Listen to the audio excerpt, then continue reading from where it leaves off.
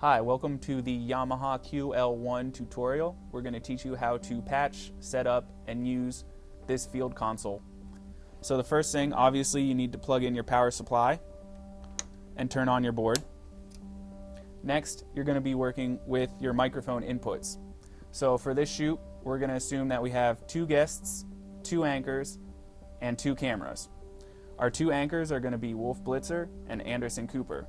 So here's Wolf Blitzer's microphone. That plugs in to input port number 1 in this input port bank. Anderson Cooper's microphone will plug in to input port number 2.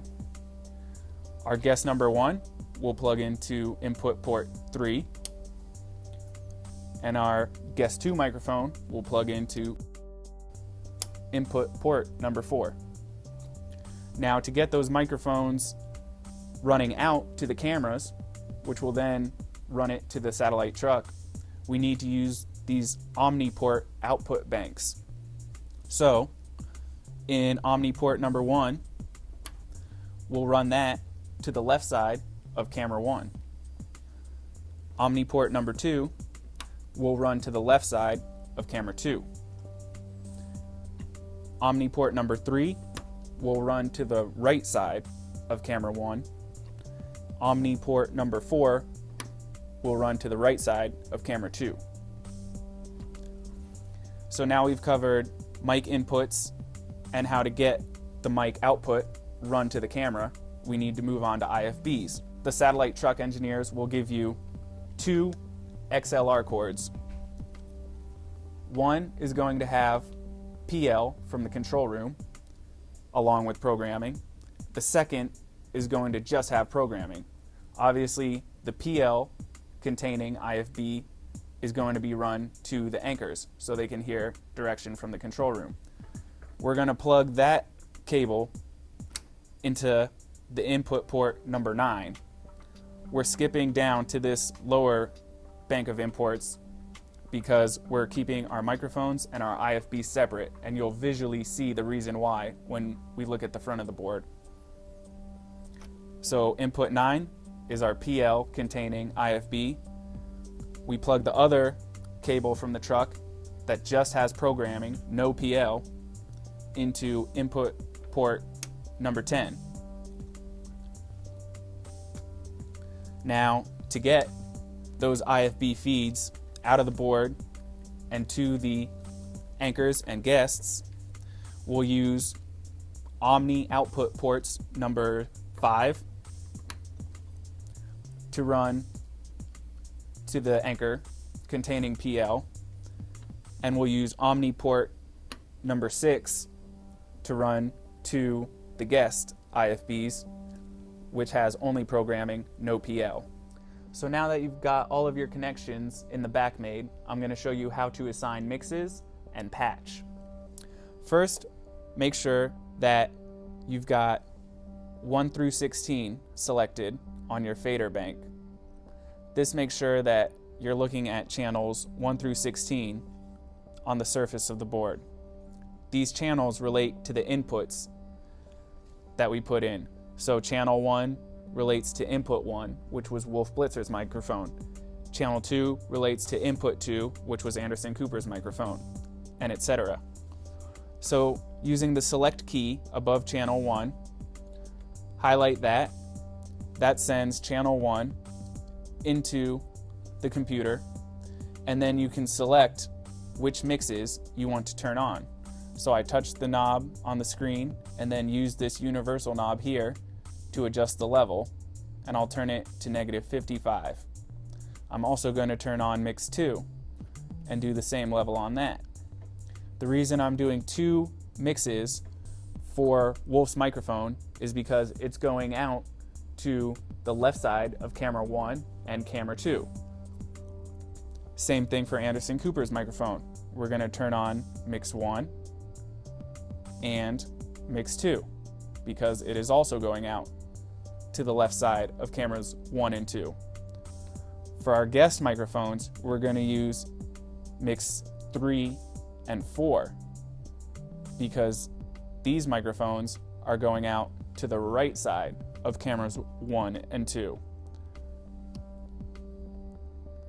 So you turn on mix 3 and mix 4. That's for guest 2. Now we're going to go over to the mix matrix so that we can assign the patching for the mixes that we just delegated to the inputs. So you select mix matrix on your fader bank selection. You come over to mix 1, select that, and then you come up here to your patching window. There's nothing patched to mix 1, but if you tap on the box, it'll open up a selection. We have Omni 1 running out to the left side of camera 1, so we're going to patch mix 1 to Omni 1. For mix 2, you select that strip. Nothing's patched to it yet, but you click on the box and you select Omni 2 because we're sending that out to the left side of camera 2. For mix 3, you select that and select Omni 3 because you're running that out to the right side of camera 1 for a guest microphone. And for mix 4, once you select it, you can patch that to Omni 4 since Omni 4 is running out to the right side of camera 2.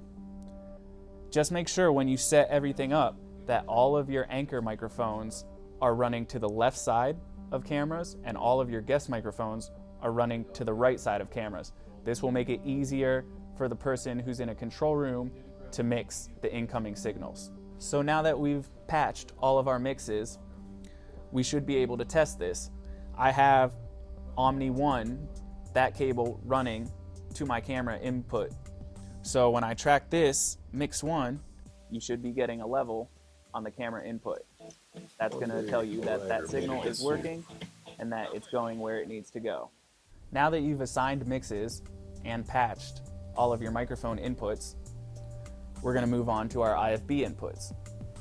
Now remember, we plugged in the 2 XLR cables that the truck engineers gave us containing IFBs with PL and programming into channels 9 and 10, rather than our next available ports, which would have been 5 and 6.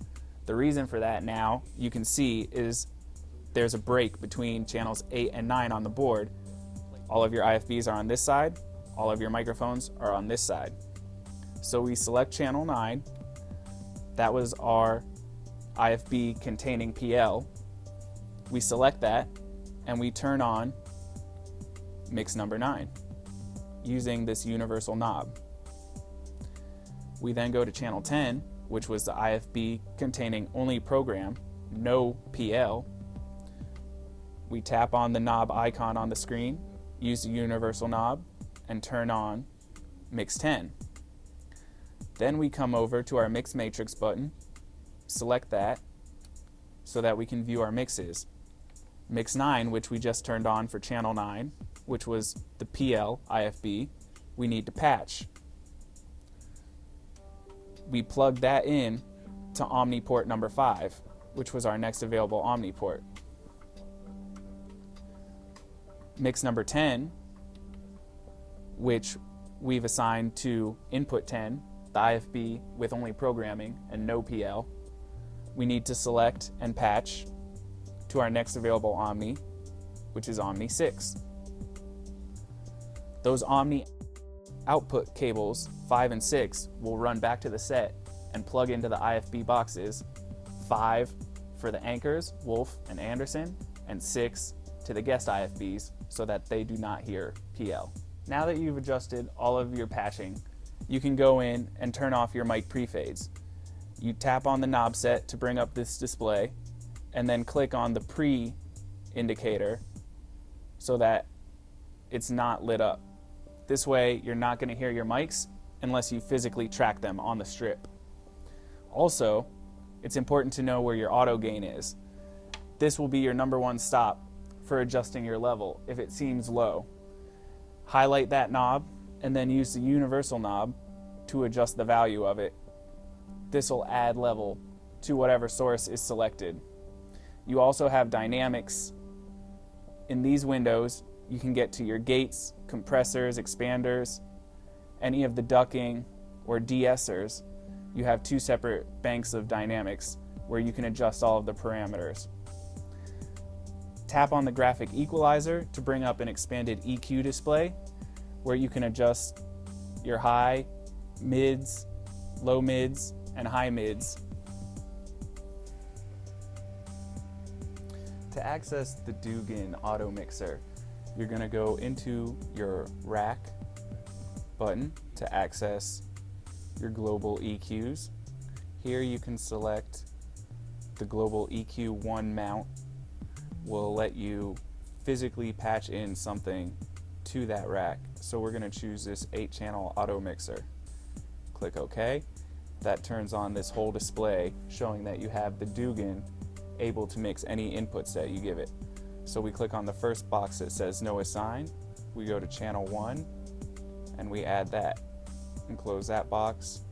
Now it shows channel 1, which is our mic input, going to the Dugan. You can do that again for additional channels so that all your mics are running through the Dugan. To make sure, once you close out of the rack display, that your Dugan is going to be affecting sound post fader, come to the insert display, click the pop out box, and move your effect over on the signal flow to after the fader, so that this Dugan auto mixing won't occur until you're actually tracking one of the faders for the inputs.